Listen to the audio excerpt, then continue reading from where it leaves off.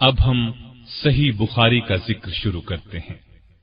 امام بخاری کی کل تصانیف میں الجامع صحیح مستند ترین کتاب ہے۔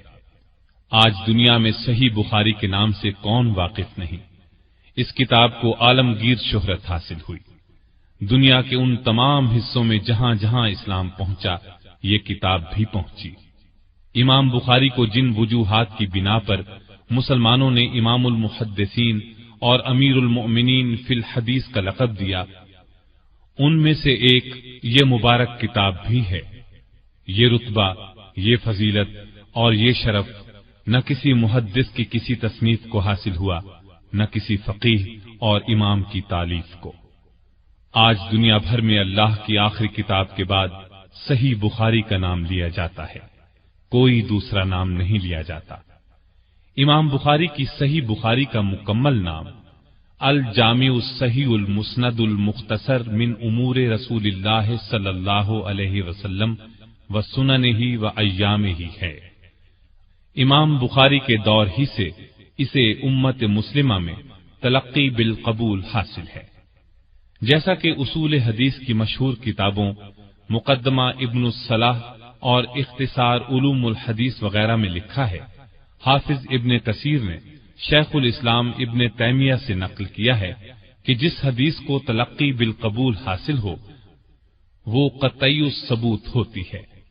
بلکہ بعض علماء نے اصول حدیث میں یہ مسئلہ بھی لکھا ہے، اگر کوئی شخص اپنی بیوی کو یہ کہہ کر مشروط طلاق دے کہ اگر صحیح بخاری میں ایک حدیث بھی ضعیف ہے تو تجھ کو طلاق ہے، تو طلاق واقع نہیں ہوتی، اس لیے کہ صحیح بخاری کی متصل مرفوع تمام روایات بالکل صحیح ہیں۔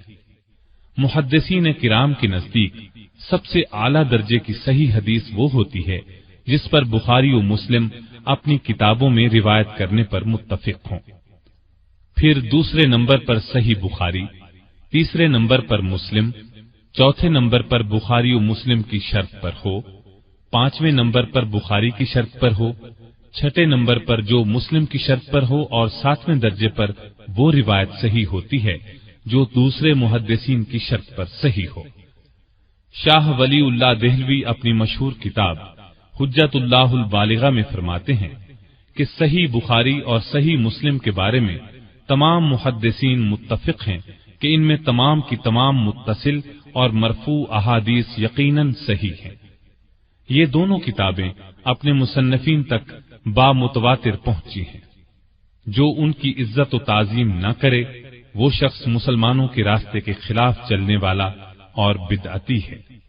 حالات مصنفین درس نظامی نامی کتاب میں لکھا ہے کہ امام بخاری نے 23 سال کی عمر میں 217 ہجری میں صحیح بخاری کی تصنیف کا کام شروع کیا۔ 233 ہجری میں تصنیف کا یہ عظیم الشان کام مکمل ہو چکا تھا۔ امام بخاری نے اپنی عظیم تصنیف کو بیت الحرام میں لکھا تھا۔ ابواب و تراجم کی تکمیل مسجد نبوی میں کی۔ فواد عبد الباقی کی ترقیم کے ساتھ صحیح بخاری کی کل احادیث مقررات کے ساتھ 7563 ہیں۔ دارالسلام کو یہ شرف حاصل ہے کہ صحیح بخاری کو احادیث کی فہرست کے ساتھ صرف ایک جلد میں انتہائی خوبصورت انداز میں شائع کیا ہے۔ یہاں پر یہ بات بھی حیران کن ہے کہ دارالسلام کی تحقیق کے ساتھ صحیح مسلم ایک جلد میں شائع ہوئی ہے، جس کی احادیث کی تعداد بھی مقررات کے ساتھ 7563 ہے۔ یہ ایک عجیب اتفاق ہے۔ یاد رہے کہ جب یہ کہا جاتا ہے کہ صحیح بخاری میں 7563 احادیث ہیں تو اس سے احادیث کی سندیں مراد ہوتی ہیں۔ مثلا صحیح بخاری کی پہلی حدیث انما الاعمال بالنیات اس کے علاوہ 6 اور مقامات پر بھی آئی ہے، یعنی اس ایک حدیث کی صحیح بخاری میں 7 سندیں ہیں، جنہیں 7 حدیثیں بھی کہا جاتا ہے۔ صحیح بخاری میں بعض حدیثیں 20-20، 25-25 کی تعداد میں بھی آئی ہیں۔ چونکہ امام بخاری محدث ہونے کے ساتھ ساتھ بہت بڑے فقیہ بھی تھے، وہ ہر نئے باب میں حدیث سے نیا فقہی مسئلہ ثابت کرتے ہیں۔ اسی وجہ سے انہیں امام الدنیا فی تفقہ الحدیث بھی کہا جاتا ہے۔ بخاری کی اگر تاریخ لکھی جائے، اس پر مفصل بحث کی جائے تو کئی ضخیم جلدوں پر بات پہنچے گی۔ علامہ ابن خلدون اپنی شہرہ آفاق تاریخ ابن خلدون کے مقدمے میں فرماتے ہیں، میں نے اپنے اکثر اساتذہ اور شیوخ کو فرماتے سنا ہے کہ صحیح بخاری کی شرح لکھنے کا قرض امت پر اب تک باقی ہے۔ اسلامی دنیا کے علماء میں سے کسی نے اس کی ایسی شرح نہیں لکھی جس سے امت کا یہ قرض ادا ہو۔ مطلب یہ کہ اگرچہ بخاری کی بہت سی شروح لکھی گئیں، لیکن ابھی تشنگی باقی ہے۔ آگے چل کر لکھتے ہیں، لیکن صحیح بخاری فن حدیث کی تمام کتابوں سے درجے میں بلند ہے، یہ نہایت بلند پایا ہے، اس لیے علماء نے اس کی شرح کو نہایت مشکل خیال کیا ہے، اس کے مطالب کی رسائی تک کو بہت دشوار خیال کیا ہے۔ علامہ ابن خلدون 8ویں صدی کے مورخ ہیں۔ اپنی تاریخ کے مقدمے کو انہوں نے 779 ہجری میں ختم کیا۔ اس وقت صحیح بخاری کی شروح کثرت سے لکھی جا چکی تھی۔ 3 صدی کے بعد ہی سے اہل علم اس کی شرح کی طرف متوجہ ہو گئے تھے، لیکن جس پائے کی شرح کی طرف علامہ خلدون اشارہ کر رہے ہیں اس وقت اس پائے کی معرض وجود میں نہیں آئی تھی۔ ابن خلدون کے اس قول کے بعد حافظ ابن حجر عسقلانی کی فتح الباری شرح صحیح البخاری منظر عام پر آئی۔ اس کتاب نے امت پر قرض کو ادا کر دیا ہے، وللہ الحمد۔ موجودہ زمانے تک بخاری کی شرح کی تعداد سینکڑوں تک پہنچ چکی ہے، اور اب یہ بات کہی جا سکتی ہے کہ اہل علم نے کوئی پہلو ایسا نہیں چھوڑا جس پر محنت نہ کی ہو۔ غرض تمام پہلوؤں پر بحث کی گئی ہے، تاہم امام بخاری کے خیال کی باریکی اور لطیف استدلال تک اب بھی بہت کم لوگوں کی رسائی ہو سکی۔ آج کروڑوں انسان اس کتاب کو مایہ ناز خیال کرتے ہیں اور یقین کرتے ہیں کہ رسول اللہ صلی اللہ علیہ وسلم کے اقوال، افعال، تقاریر جس تحقیق کے ساتھ اس کتاب میں جمع کی گئی ہیں اس سے بڑھ کر کسی کتاب میں ہونا ممکن ہی نہیں۔ لوگ اس بات پر یقین رکھتے ہیں کہ امام بخاری نے اپنی جاں فشانی، اپنی محنت، اپنی کوشش، اپنی جان ساری اور اللہ کے عطا کردہ اپنے حافظے کی کوئی کسر نہیں چھوڑی۔ عرب و عجم، اہل حجاز، اہل شام، اہل عراق، اہل ہند، ترکی، کابلی، بربری، افریقی، رومی، روسی، بدوی، شہری، محدث، فقیہ، متکلم، صوفی سب اس کو مانتے ہیں۔ تھامس ولیم بیل اورینٹل بایوگرافیکل ڈکشنری مطبوعہ لندن 1890 عیسوی میں لکھتے ہیں، امام بخاری کی تصنیف صحیح بخاری کی سب سے زیادہ قدر کی جاتی ہے۔ روحانی اور دنیاوی معاملات میں غرض ہر حیثیت سے قرآن کے بعد معتبر سمجھی جاتی ہے۔ اس کتاب میں محمد صلی اللہ علیہ وسلم کی وحی، الہامات، افعال اور اقوال ہی درج نہیں ہیں، قرآن کے اکثر مشکل مقامات کی تفسیر بھی درج ہے۔ یہاں ذہنوں میں قدرتی طور پر سوال ابھرتا ہے، امام بخاری کو صحیح بخاری کی تالیف کا خیال کیوں کر پیدا ہوا؟ سو اس کا جواب یہ ہے، صحابہ کے زمانے ہی سے کتابت حدیث کا خیال پیدا ہو گیا تھا۔ سیدنا عبداللہ بن عمر بن عاص، سیدنا علی اور سیدنا معاویہ کے پاس احادیث لکھی ہوئی تھی۔ تابعین اور تبع تابعین نے اس کی ضرورت کو محسوس کیا۔ تابعین کی نسبت تبع تابعین نے اس کی ضرورت کو زیادہ محسوس کیا۔ صحابہ رضی اللہ عنہم تو نبی کریم صلی اللہ علیہ وسلم کی صحبت میں رہے، وہ ہر بات سے آگاہ تھے۔ تابعین بھی صحابہ کی صحبت سے فیض یاب ہوئے، شریعت کی حقیقت سے باخبر ہوئے، لیکن رفتہ رفتہ کمی ہوتی چلی گئی۔ اس کمی کو محسوس کر کے تبع تابعین نے کمر ہمت باندھ لی اور یہ کام شروع کیا۔ محدثین نے جان توڑ کوشش سے اس کام کو پورا کیا۔ تابعین کے آخری زمانے میں جب اسلام دور دراز ممالک تک پھیل گیا، روافض، خوارج اور منکرین تقدیر کی بدعتوں کا شور گونجا تو شدت سے ضرورت محسوس کی جانے لگی کہ احادیث نبویہ کی تدوین ہونی چاہیے۔ باقاعدگی سے یہ کام خلیفہ عمر بن عبدالعزیز کے زمانے سے شروع ہوا۔ انہوں نے خود اس کام کی ابتدا کرائی۔ آنن فانن احادیث کا دفتر تیار ہو گیا۔ پھر تبع تابعین اٹھے اور احکامات جمع کیے۔ مدینے میں امام مالک نے موطا امام مالک لکھی، مکے میں ابن جریج، شام میں امام اوزائی، کوفے میں سفیان ثوری، بصرے میں حماد بن سلمہ نے اپنی اپنی تصانیف مرتب کی، علم حدیث کی ترتیب اور تدوین کی۔ اس کے بعد کچھ ائمہ کو خیال آیا کہ صرف احادیث نبویہ جمع کریں۔ اس پر علماء نے اپنی اپنی مسندیں لکھی۔ ان میں اہم نام یہ ہیں: عبید اللہ بن موسیٰ اموی، نعیم بن حماد، امام احمد بن حنبل، عثمان بن ابی شیبہ اور اسحاق بن راہویہ۔ امام احمد بن حنبل کی مسند تو آج بھی طبع شدہ ہے، اہل اسلام اس سے فائدہ اٹھا رہے ہیں۔ ان مسندوں میں یہ خاص مسند ہے۔ امام بخاری نے ان تمام مسندوں کو دیکھا، ان کو جانچا، پرکھا، ان میں ہر قسم کی صحیح اور ضعیف احادیث موجود تھیں۔ تب انہوں نے ارادہ فرمایا کہ صرف صحیح احادیث کو جمع کریں جن میں کسی کو شک نہ ہو۔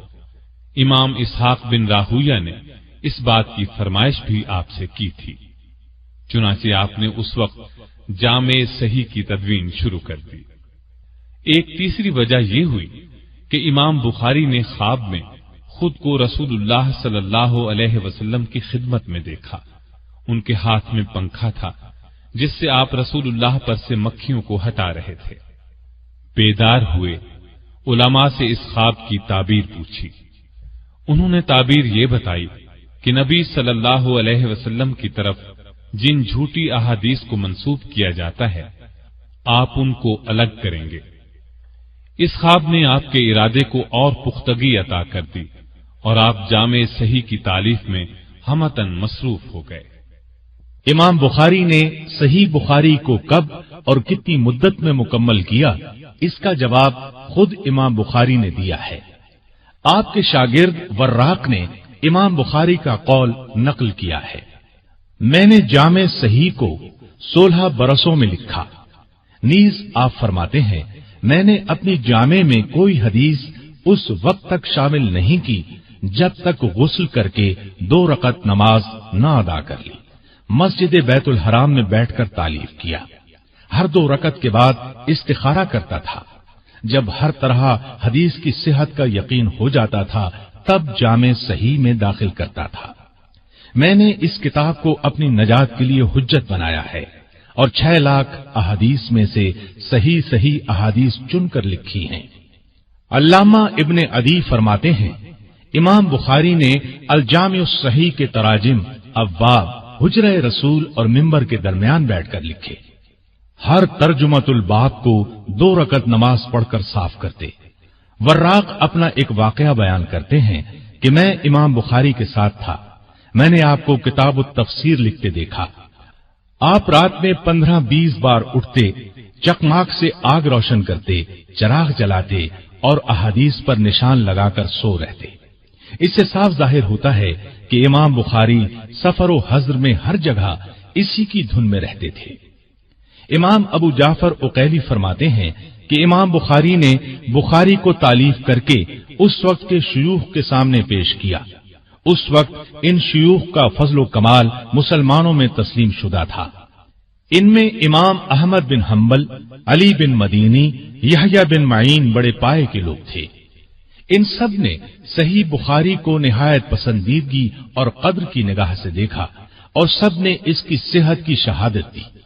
تاہم 4 احادیث میں کلام کیا، لیکن ان 4 احادیث پر جب تحقیق کی گئی تو امام بخاری کی بات ہی درست نکلی، وہ 4 احادیث بھی صحیح ٹھہری۔ پھر امام بخاری نے صحیح بخاری کے تراجم ابواب میں بڑے اعلیٰ فقہی نقطوں کی طرف اشارہ کیا ہے۔ ان تراجم ابواب کی اہمیت کا اندازہ اس سے لگایا جا سکتا ہے کہ بہت بڑے محدثین نے ان تراجم کے مقاصد حل کرنے کے لیے الگ مستقل تصانیف کی۔ ان کے نام یہ ہیں: علامہ ناصر الدین احمد بن المنیر، خطیب سکندریہ، علامہ ابن رشید، علامہ زین الدین علی بن منیر، شاہ ولی اللہ محدث دہلوی۔ نیز اس سلسلے میں شیخ الاسلام حافظ ابن حجر اور علامہ عینی نے بھی حصہ لیا۔ صحیح بخاری کے ابواب میں امام بخاری بعض ایسی روایتیں لے آتے ہیں جن کی سندیں اختصار کے باعث حذف کر دی گئی ہیں۔ ان روایات کو معلق روایات کہتے ہیں۔ حافظ ابن حجر نے تغلیق التعلیق کے نام سے ایک شہرہ آفاق کتاب لکھی ہے جس میں ان روایات کی سندوں کو اکٹھا کر دیا ہے۔ یہ کتاب 5 جلدوں میں چھپ چکی ہے اور اہل علم اس سے مستفید ہو رہے ہیں۔ صحیح بخاری کو صحیح مسلم اور دوسری تمام احادیث کی کتب پر ترجیح ہے۔ امام مسلم تو آپ کے شاگرد تھے اور کہا کرتے تھے کہ امام بخاری اس فن میں ہر طرح منفرد ہیں۔ وہ انہیں سید المحدثین کے لقب سے پکارتے تھے۔ حاکم ابو احمد نیشاپوری لکھتے ہیں، اللہ امام بخاری پر رحمت نازل کرے، انہوں نے احادیث سے احکام کے اصول قائم کیے اور لوگوں کو تعلیم دے گئے۔ جن لوگوں نے لیا انہی کی کتاب سے لیا۔ صحیح بخاری کا بلند پایا ہونے کا اندازہ اس بات سے لگایا جا سکتا ہے کہ سلف سے لے کر خلف تک کے علماء اسلام برابر اس کی خدمت میں مصروف رہے۔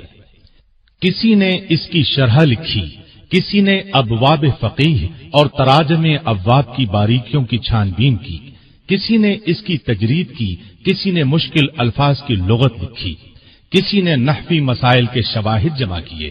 یہاں ہم چند عربی شروح کے نام آپ کو سناتے ہیں۔ اعلام السنن، یہ امام ابو سلیمان احمد بن بستی المتوفا 308 ہجری کی شرح ہے۔ فتح الباری، یہ شرح شیخ ابو السلام ابو الفضل احمد بن علی بن حجر اسقلانی المتوفا 852 ہجری کی ہے، بہت مشہور و معروف شرح ہے۔ عمدۃ القاری، یہ شرح علامہ بدر الدین عینی حنفی المتوفا 855 ہجری نے لکھی، بہت مشہور ہے۔ ایک مشہور شرح الحافظ زین الدین عبد الرحمن بن احمد بن رجب حنبلی المتوفا 795 ہجری کی ہے۔